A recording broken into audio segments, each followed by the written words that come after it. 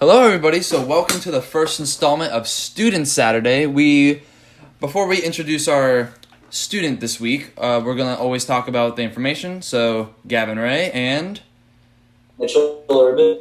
Okay, so remember the musicians list arts auditions on the Instagram. Go to the Instagram. Go get all that audition information.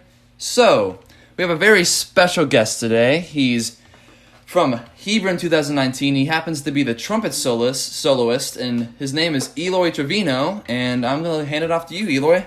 Talk about your experience as a soloist. Nice to be here. So my name's Eloy, and I'm a sophomore at Hebron High School. I marched third part Endeavor 2018, and then first part soloist for 2019. So it was kind of cool for me for this year. It was an amazing experience to go to Grand Nats and perform this show. So many great musicians in this show, so much great drill, just a great time in general. I mean, yeah, you're in a Texas group, so they don't ever really get to go to Indy as much as other groups do. Like Carmel does every year, or Tarpon does every 2 years, and it was definitely cool to, like, when I didn't get to go this year, but I was always watching you guys perform, and I was like, Hebron's kicking some butt this year. I watched your video early season. There's a video of like the trumpet section doing something. I'm like, they sound this good early season. That's insane. Yeah. Oh, yeah. I mean, our directors kind of did a little exchange because Mr. Seeley judged us at Louisville this year. Yeah. And then two of our directors went down to Dallas to judge you guys at the BOA regional down there, so that was kind of cool. Yeah. I still remember when I sent you the first image of our show, you're like, all right, game over, you guys win. Yeah, it's like a Queen show, but like in the final product, there was like nothing Queen, and I was like, is this going to be another Blue Coats 2019? Yeah. Oh, that was a shot taken. Like Vampire. Basically. So It basically was. So Mitchell and I are going to alternate questions now. So I didn't know that you were a sophomore. That's crazy. So this first question, I'm a little alternate it now. So being a soloist as a sophomore, they usually pick like upperclassmen to do it in like groups I've seen. Right. But being a sophomore, how was that? So just it was pretty crazy because I never expected to have that many solos and like have a piccolo trumpet solo, because I don't know if you noticed, but I played piccolo trumpet for all of the opener. It was pretty crazy that they entrusted me with such an expensive instrument. It was really funny, but it was just crazy. I was able to get first chair going into that season, and it was just a really crazy time. There you go. That's awesome. I would never be able to do that whatsoever. So this next question, how do you feel? Okay, this is weird. I know that placements don't matter. It's just the experience that you get. But how do you feel about the placement of your group? So you only get in, or you only get out what you put in. Right. So we put in all our effort, and if that's the placement we get, it's all about the journey. Like for those 3 days that we're in Indy, I feel like it was just like an exponential growth, where that last rehearsal, we got more done than the first 5 weeks of camp. It was just crazy. Yeah, I can relate. Yeah, I can relate to that too. We always drive. That was the same thing. But everybody's on the same boat, getting better and better and better. So any group could have won that day. It's a matter of how do the judges feel? What do you leave on that field? You got to just leave everything. And I thought we did, so I was happy for that. So yep, I can't agree more. You guys definitely deserved the music caption outright, for sure. I will say that. And then yeah, that's pretty sweet. Drum corps with woodwinds. It was awesome to watch. And it was awesome to just see, like, when I was at that rehearsal, when I was watching, I mean, you guys were just killing it. I was thoroughly, you guys shocked me. I said something about this in my music tape on the judging for the 2019 show. You guys came out here and proved your worth, and because I was like, these guys are gods. I'm like, oh my god, I get to compete with them. Yeah. So I was like, oh geez, I'm terrified. But I'm like, all right, you guys proved your worth. You guys definitely lived up to 2015's mantle. I will say that, and I think you did it. Rehearsing at Grand Park was freaking crazy because our practice field is on a 10-degree slope right next to like a train, like whatever railroad track. So it's just not the best ideal place, especially with construction nearby. So just having a place that kind of sounded like Lucas Oil was really crazy. So we just, for that last run, we had to just imagine that we were there and what we wanted to see. And in some respects, that performance was probably better than what we put on finals. But I mean, we just leave everything on the field. So. Right. Gavin, if you don't mind, I'm going to ask a little question here. So, Eloy, how did you feel about walking into Lucas Oil for the first time? Dude, the roof, it's so freaking tall. Yeah. Yeah. Like, you imagine how many cubic miles of, like, air is in that thing? Oh, my God. I remember we did a rehearsal before we walked in for prelims, and they were all like, at the end of the show, bring your horns to the Lucas Oil logo. Yes. That's up there by the whatever. Press. At the end, I was like, where's the Lucas Oil? So I go up to horns to the box, and then I had to go up a little bit more because it was so high. Freshman year, and did you look at the Jumbotron, though? Please tell me you didn't look at the Jumbotron. Afterwards, you can. I really didn't. Okay, good job. Okay, good. Good man. That's more of a freshman thing, you know? Oh, yeah, I totally did that. And I was, like, a count behind for, like, a good 30 seconds, or a good, like, 10 seconds. You heard that here, Mr. Pope. You heard that here. I was a solo, so since I was a soloist, I had to go in the front entrance. So if on the left, so that's where everybody goes out, but I had to go in. So I was able to watch Leander's show from like the front lines, and then Vandergrift's, I think, semifinals. And the camera work, I think San Antonio has better camera work. It's just, the Jumbotron's way bigger. But it doesn't, looking at the Jumbotron and looking at like video recordings of it doesn't match being there in person, like being in front of a group.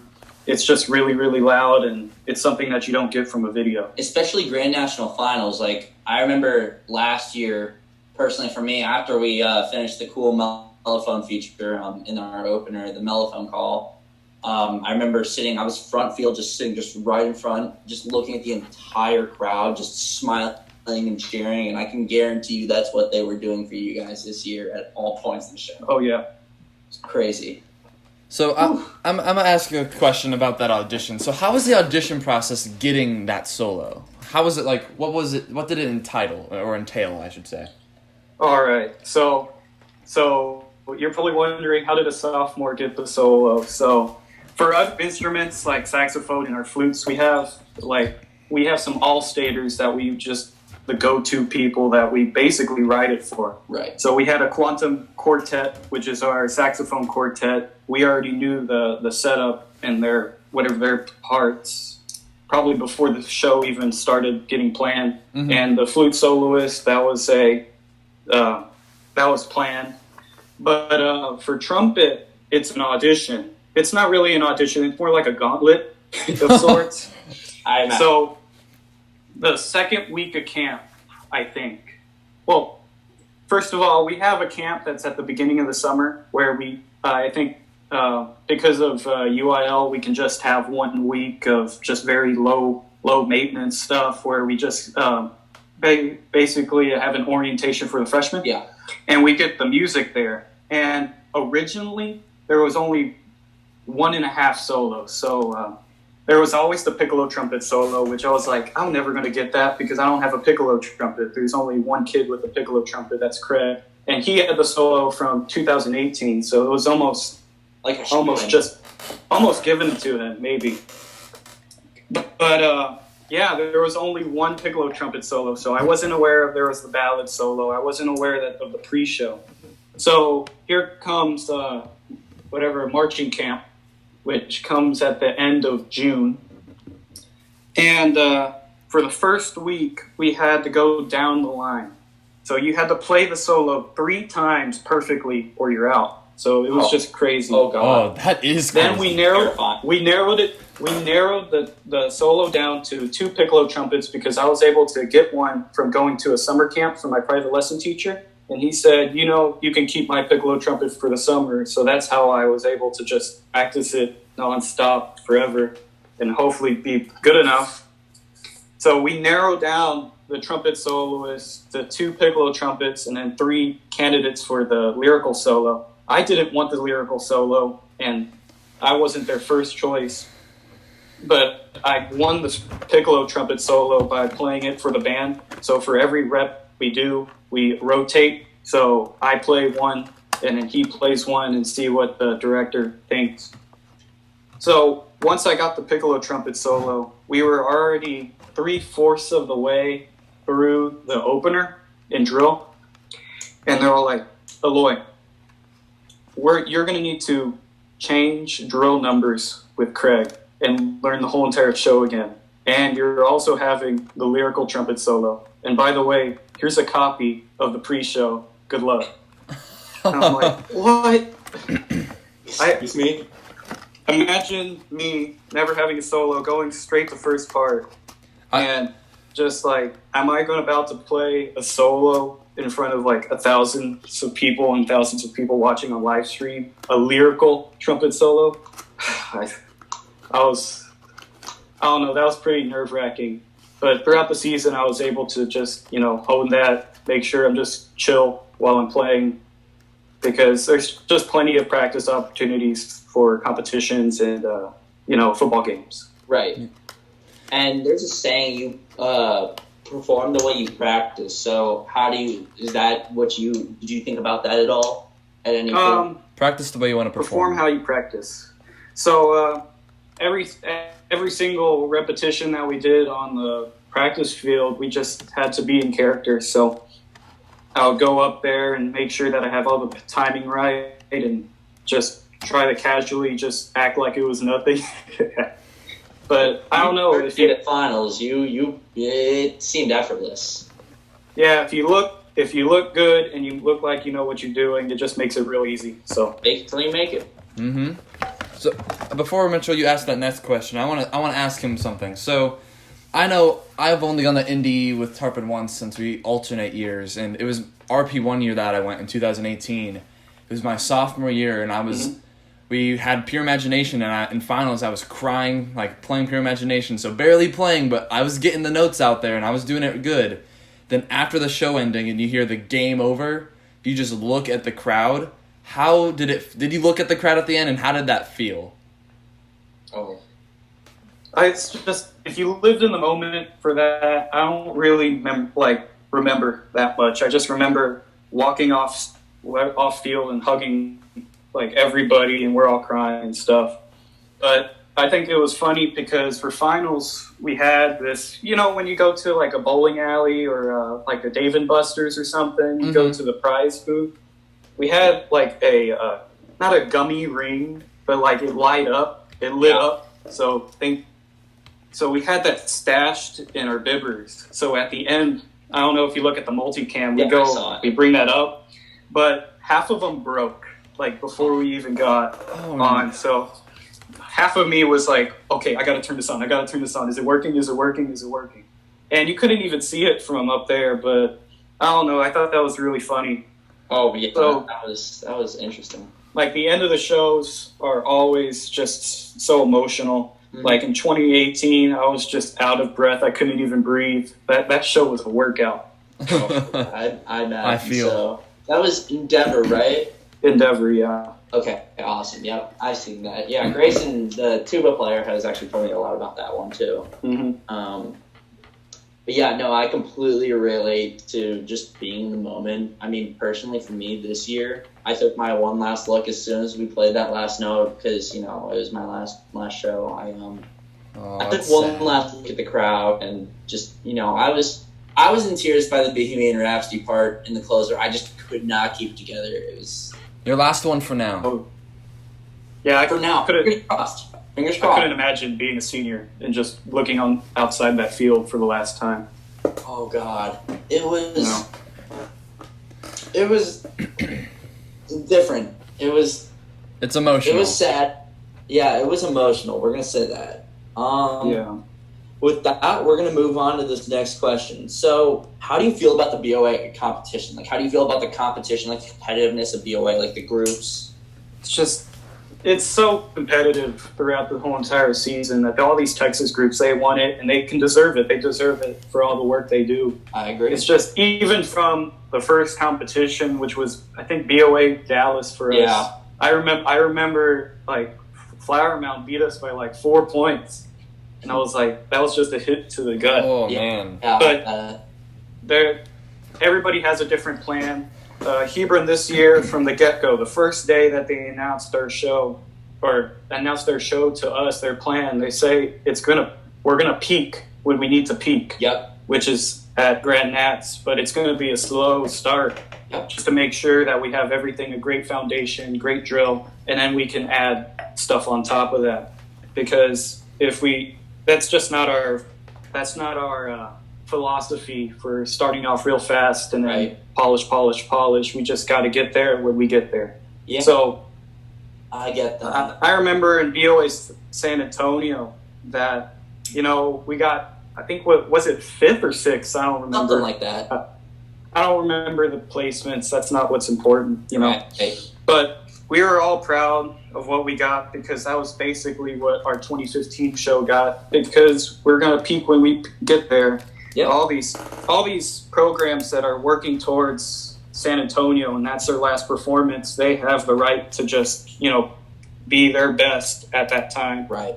And we try to be our best all the time, but For sure. for those programs that work hard for that, I think they deserved it at BOA San Antonio. Ronald Reagan, they put a lot of work in. Outstanding group right there. But when we went to Grand Nats, just everybody's on their A game, and I respect everybody for that. Right. Everybody's trying to just polish, make sure that they're in the moment, make sure they have the attitude.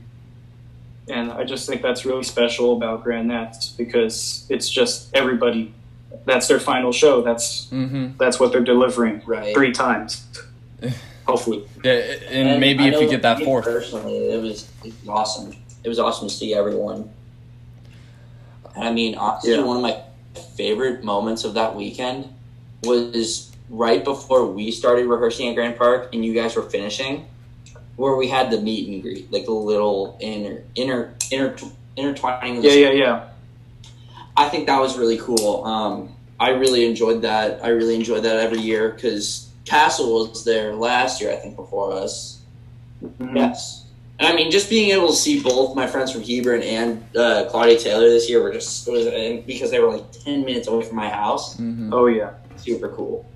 That was a great time. So, And I got out of school for it, so there we go. Yeah, let's just, okay. I'm very just shocked, and I just like how you're saying everything, and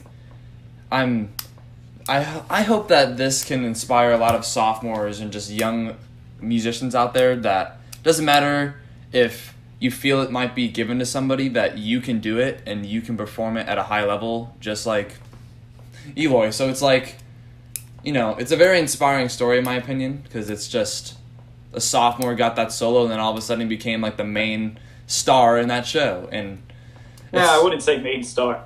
you're the main trumpet star. Is that the soprano sax guy? Yeah, soprano, yeah. Okay. Well, I mean, you guys are all killer. Every soloist. Oh yeah, all the solos were stars. I love the Barry sax solo and the. Yeah. I love how he swung the notes. I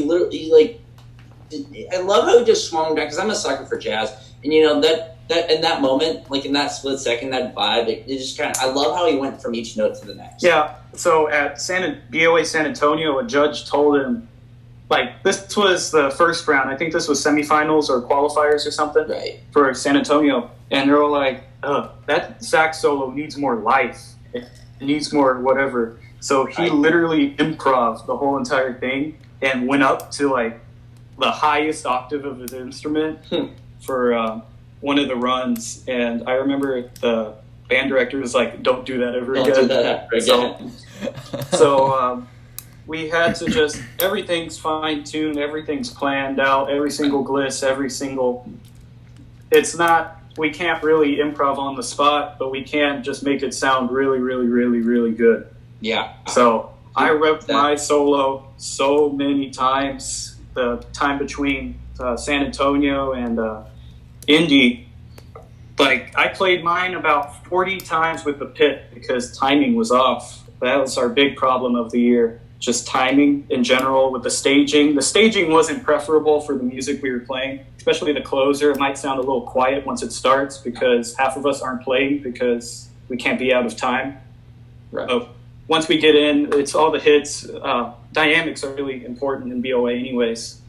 But just timing in general, I had to rep it over and over and over and over again. I think that just drilled it into my head that, oh, I got this down. This is the first thing I've ever perfected. Right. So, I'm going to ask you my final question, and this is just, I'm a DCI guy, so I got to know. So, are you thinking about going into any groups for the 2021 or 2022 season? Currently, I'm not looking into any groups because I'm trying to try out for leadership for my school. And, when DCI, you're not going to be there for the summer. So I just want to have that firm foundation and help out my my school for the last time. I've always wanted to march for crown or something, but it's just if the opportunity comes, I'll take it. Nice. I think you fare very, very, very well in that respect. I mean, if you look at Crown and what they do, especially with the brass, I think you'll be fine. Just huge respect for them. All they're playing. I just think their marching style is great. Their playing style is great. Mm-hmm. Just what they put on the field, they're real true to the marching tradition. Right. Yeah. So I'm gonna go with a two-pronged question here. So you got it. So my question is, if you could be in any group, what group would it be? So I'm gonna first say DCI group and then BOA group. Ooh. You can't do Hebron. Man. You can't just let me leave my group, man. I mean, but as I said, Carolina Crown, I think it's really, really good. Just the program in general, what they do, what their warm-ups, their just overall philosophy on just trying to make the best player. Like I heard that their trumpets or their instruments, they play into people's ears. So they pair up in twos and they play into each other's ear. And if they mess up, they have to like raise their hand or something and they have to do push-ups. It's just crazy. But you got to do what you got to do to make best brass. I don't know. I think that's why they excel. That's one of my priorities. Just get the music done, and I think that's pretty good. But for BOA group, okay. So let me think about this. I do respect Vandergrift a lot, and I respect Ronald Reagan. I just think they stick to the tradition and make sure that they're not selling out as much. I love Vandergrift's show, and I totally think they should have won it. Or they should have won. They won. But just the design of their show, it was just overall awesome. Because they reminded me of our 2018 show, just done like at a higher level. It's crazy. But Ronald Reagan was also great. They have the traditional uniforms, which I think we can all agree. yes. Yeah. Because Hebron's going to have their uniforms for a while, so I don't know, stick with the same thing. I'm not worried about that. I love the uniforms. Oh yeah, they work well. Ronald Reagan's great. I think it's always great to see these programs with choreography because Hebron doesn't really do a lot of choreography. It's part of our philosophy, but I think they just do it right. All right. So one final thing, and then we're gonna call the podcast, a night. So tell us just a story, a random story or memory you have from the season, like your favorite one.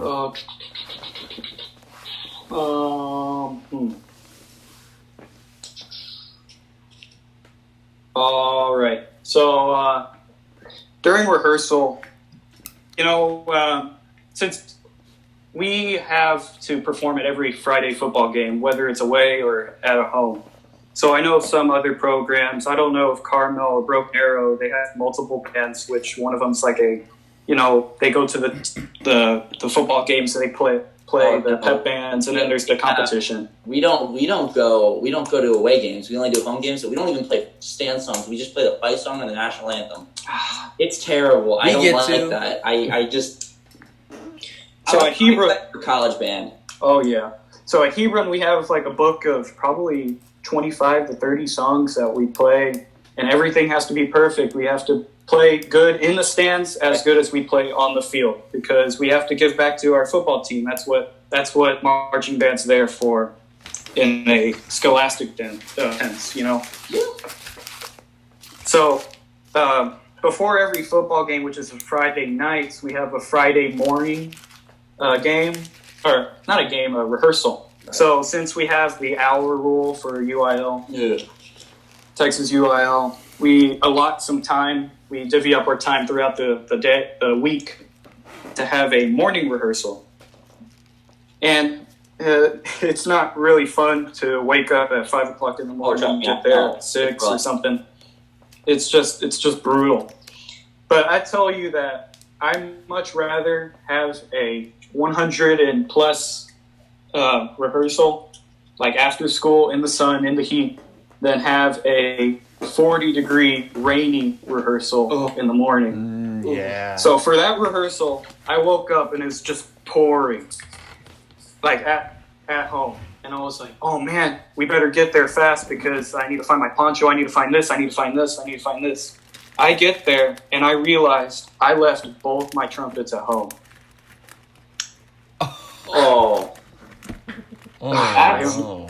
That's tragic. It was horrible. Ooh. How did Mr. Tim take that? We'll get to that. Oh boy. So I was like, anybody have a spare trumpet? Anybody have this? Anybody have a mouthpiece? Well, I had my B flat. I just didn't have my piccolo, which was a big deal. Oh yeah. Well, we weren't going to be mic'd anyway, so I doubt you could have heard it. Piccolo trumpet's real quiet in the crowd, so until it was mic'd, you couldn't really hear it. Right. But I was like, I went up to a prop crew person, and sadly, prop crew doesn't really play, just operate the props. And I was able to get a mouthpiece for my trumpet, and I go out there, it's just a wall of just water. Yeah. It's just pouring so much, and it's like almost freezing. Like it could be a blizzard if it just dropped down 2 more degrees. It was so cold. But it's just one of the, you only remember the days that you're the most uncomfortable. Yeah. And that's what my band director said after that. Like, we appreciate that y'all all came out here and just worked hard at it. And I mean, this was right before San Antonio, so we had to have these rehearsals, because if we didn't, we're just gonna run out of time, you know. Mm-hmm. So all time counts, even though it's not that productive. But it was so freaking cold, and I remember after these morning rehearsals, you have to go to school. Oh yeah, so, I hate morning rehearsals. We have one every day, Tuesday through Friday. So if you're soaked, you're soaked unless you bring a pair of clothes or have time to change out, which I feel bad. Our top ensemble, which I was in, is in first period, so we don't really have to rush to get to class. But all these freshmen who have to go across the street to their center, they don't have time to change out. But that's what makes band memorable and uncomfortable. And it's just, you know, you just got to fight through it, and that's where you get the memories from. Yeah, I can agree. We sometimes rehearse at our school during our class period, and it does get a little hectic. But we're gonna call it a day here. So, you remember, go to the Instagram, go get the audition information. That was Eloy Trevino from Hebron 2019. He was a sophomore trumpet soloist, and join us tomorrow or next week to analyze Ms. Lanka Symphony No. 4. Well, that was Gavin Ray. I'm Mitchell Urban. And we're out of here.